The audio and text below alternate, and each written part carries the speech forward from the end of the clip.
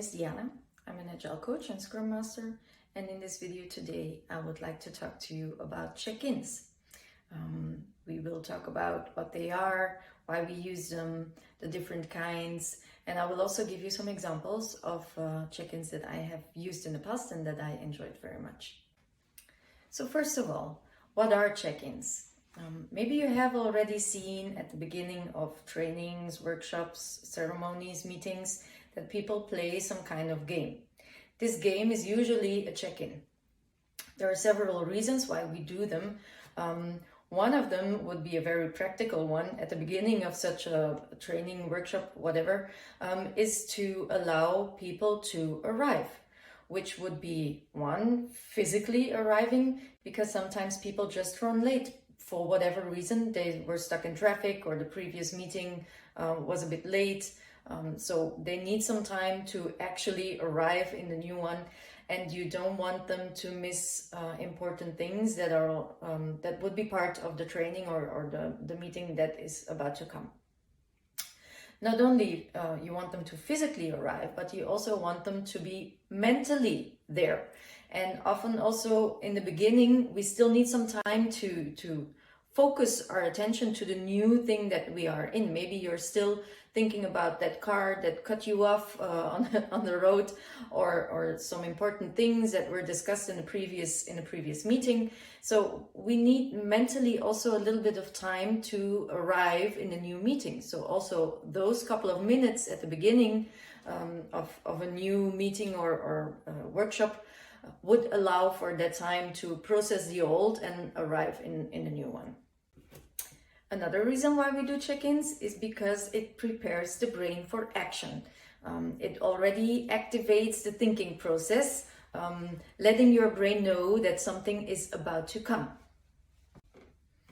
Next to that, they also help building the community. They stimulate interaction. Especially maybe if there are people that you have never met before. Maybe you feel a little bit shy in the beginning. If you have already done a little bit of silly stuff before, that would certainly help to melt away some of the barriers. And last but not least, it's okay to have some fun every now and then. So for me, that would also be a very, very important reason to do check-ins. There are different kinds of check-ins that you can do with your groups. Some would be conversation starters. Others would be more the kind of energy boosters, which are very convenient if you notice that the group is getting a bit tired, maybe in the afternoon. It helps if you get them moving a little bit. There is the topic exploration kind, which work very well at the beginning as a sort of introduction of what it is that you're going to do. There's those that focus mainly on team building, getting to know each other. Then there's check-ins that are good for small groups. There are check-ins that are better for big groups. There are check-ins that you can do online, where others are better if you do them in real life. There's those that are activating the energy, or there are others that are calming, getting you more in the now. And there are some related to self-awareness. How am I feeling? Where am I standing today? What is it that I bring into this meeting? So those would be several kind of topics that a check-in can be used for, and often it covers a couple of them. So it's often not only one of those. Then let's have a look at some examples that I want to share with you. You have probably already come across those that go into a direction like tell us a secret, share something weird about you. If you would be a plant today, which one would you be? If you were trapped in a TV show for a month, which one would it be? If you were a superhero, which one would it be? Stuff like that, which is usually just mainly meant to get people talking. So they work both online as well as in real life. And you would probably not want to use them in a group that is too big, because if you have 60 people in the room and everyone needs to share a little bit about themselves, then half of the training time would probably already be gone. So it works better if the group is, let's say, until maximum 10 people or something like that. Another one you can use if your group is not too big and if you're together in real life and you want to get your people moving a little bit, so it's an energizer too, is the game Would You Rather. As a facilitator, it does not take a lot of preparation. You would want your people maybe to have something to write with, and maybe a post-it or a little piece of paper, and you need to mark 2 points in the room. A couple of meters across not across, apart from each other, and one would be point A for option 1 and the other one would be point B for option 2. And then you ask the members of the group to each come up with a certain statement. For example, would you rather eat ice cream or would you rather have a bag of crisps, for example? My kids make them more sinister. If they come up with these kind of questions, it's mostly something like would you rather be stabbed to death or would you prefer to be hung or something. This is what they come up with. But it can go in all directions. So the people can invent their own statements, which is also very interesting to see what they come up with.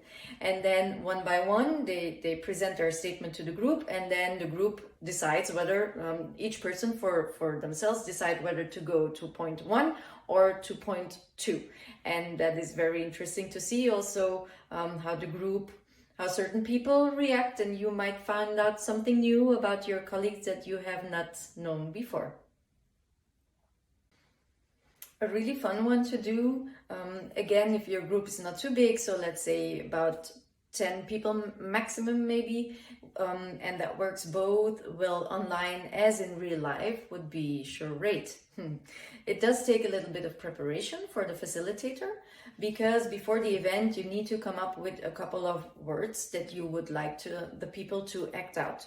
If you're doing it online, then you can mail the words to them up front, and it can go in all directions. It could be surfing, it could be the color blue, it could be a Christmas tree, it could be whatever.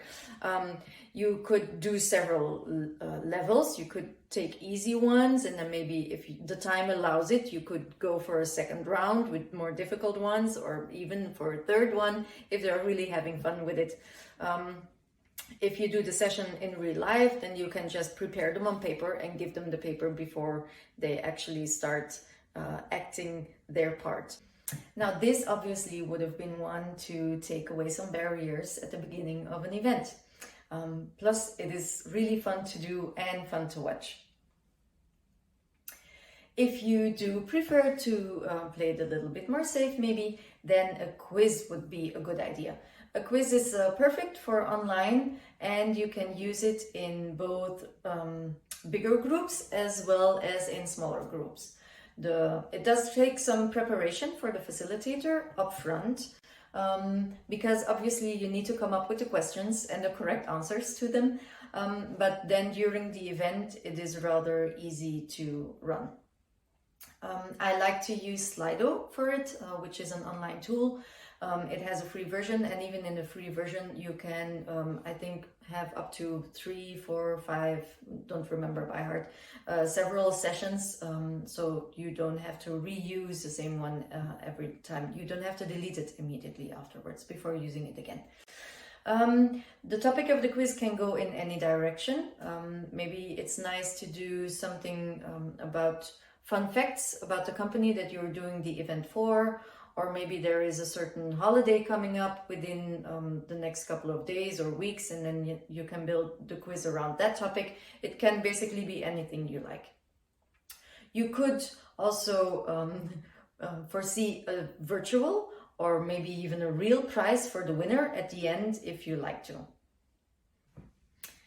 Let's say you're doing an online event, but you do not have that much time to spend on a check-in. Then a search image is a good one to use. It does not take a lot of preparation from the facilitator. You only have to find the image that you want to use. It works both well in small groups as well as in bigger groups. And the idea is basically that you have this very busy image, and somewhere in it is this little guy hidden with a red and white striped shirt, where's Wally, for example. So everyone starts to look at the picture to find Wally. There is other variations to it where people have to guess song names, or they have to find as many movies that are pictured, for example. So it can go in any direction, and people can just put them in the chat if they have found some song or some movie name or whatever the topic may be. The last one that I want to share with you is one that really works as a topic exploration, to the introduction of a certain topic. And it's actually one of my favorites. You do need some time to do this check-in, so I would again say maybe half an hour or something. But what makes it really fun is that you get the people to go outside for a walk and you send them away in duos. So if you're doing it in real life, you just make up pairs and they can go off together.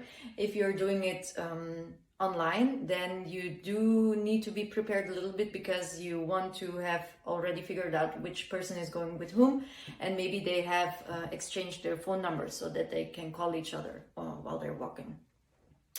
And then I like to send them away with 2 questions around a certain topic, and one would be in the direction of, and the other one would be going away from that topic. So, for example, if the workshop is about personal development, then the 2 questions that I would like them to discuss amongst each other would be, what if we do take personal development very seriously? What if we do it right? What are the consequences then if we allow enough time for it, etc., etc.? And on the other hand, what if we do it wrong? If we don't give enough attention to that fact? What would happen? What are the consequences then? And you basically just let the 2 of them have the discussion amongst them. And at the end, when you ask them to be back at a certain time, do allow for a couple of extra minutes here, because you know what happens. People are talking and they get a little bit distracted. So make sure that you have a little bit of extra time in your schedule for that. But then once they come back, you can ask a couple of them to share what their findings were, how it worked for them, and up until now this has always been perceived very positive. People were really happy also to be able to go outside for a little while. Wow, during work time, imagine that. So yeah, this is really one of my favorites that I wanted to share with you to close this session off. So I hope you have enjoyed it. Maybe there are some that you want to try in the near future. If so, please do let me know how it was. If you have any nice ideas yourself that you want to share, do not hold back to get in touch with me. Thank you. Bye.